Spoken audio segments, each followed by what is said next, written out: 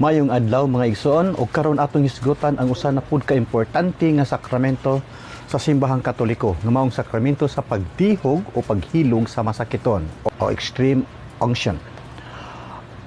Ang sakramento sa paghilog mao ang pagpahid og balaang lana sa mga importanteng bahin sa lawas sa tao.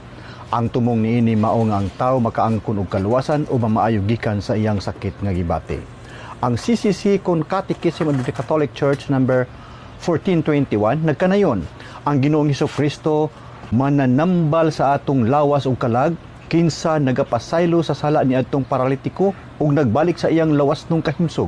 Gigusto nga ang simbahan magpadayon pinaagi sa gahom sa Espiritu Santo sa iyang buhat sa pag-ayo sa mga masakiton ug sa kaluwasan diha sa iyang mga sakop o mga membro. Si Apostol Santiago nagtudlo niini, kung adunay nagmasakiton kaninyo, ipatawag ang mga pangulo sa iglesia aron magampo alang kaniya sa ngalan sa Ginoo, magdihog kaniya sa lana. Ang maong pagampo nga inubanan sa pagtuo makaayo sa masakiton. Ang Ginoo mupahiuli kaniya sa maayong panglawas ug mupasaylo sa iyang mga sala. Santiago 5:14-15. Ug gipahimog apatan pa kini ni San Marcos dihang gihinginlan sa mga apostoles ang daghang mga yawa ug giayo ang daghang mga masakiton. Ilang gihinginlan ang mga daghang mga yawa ug gihaplasan nilaglana ug giayo ang daghang masakiton.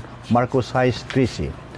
Ang mga apostoles gisugo ni Hesus sa pag-ayo sa mga masakiton o paghinlo sa mga sanlahon. Sumala pa sa Ebanghelyo ni San Mateo kapitulo 10 bersikulo 8. So adunay nindot kayo mga epekto ni ining extreme unction kung kini mahidapat dito sa usa ka tawo ug ania ang mga sumusunod. Ang pagkahiusa sa masakiton sa pasyon o pagpasakit sa atong Ginoo alang sa iyang kaayuhan ug kaayuhan sa tibuok simbahan. Ikaduha, pagpalig-on, kalinaw o kadasig sa paglahutay sa Kristohanong kinaiya ug kasakit sa sakit nga gibati o pagkaidaran o old age. Ang pagpasaylo sa sala, bisan pa ang masakiton wala makadawat sa sakramento sa kumpisal o pasig-uli.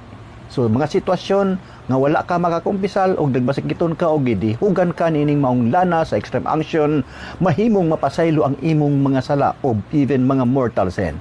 So ikaupat nga epekto niini ang pagbalik sa iyang maayong panglawas o kaluwasan sa iyang kalag. Ang ikalima, ang pagkaandam kung mulabang man ngadto sa kinabuhing dayon. So nindot kayo mga epekto ni mga kaigsuonan. Ug manghinaot kita nga untana, masabtan nato kini maayog ma-apply sa atong kinabuhi ug diha sa katilingban.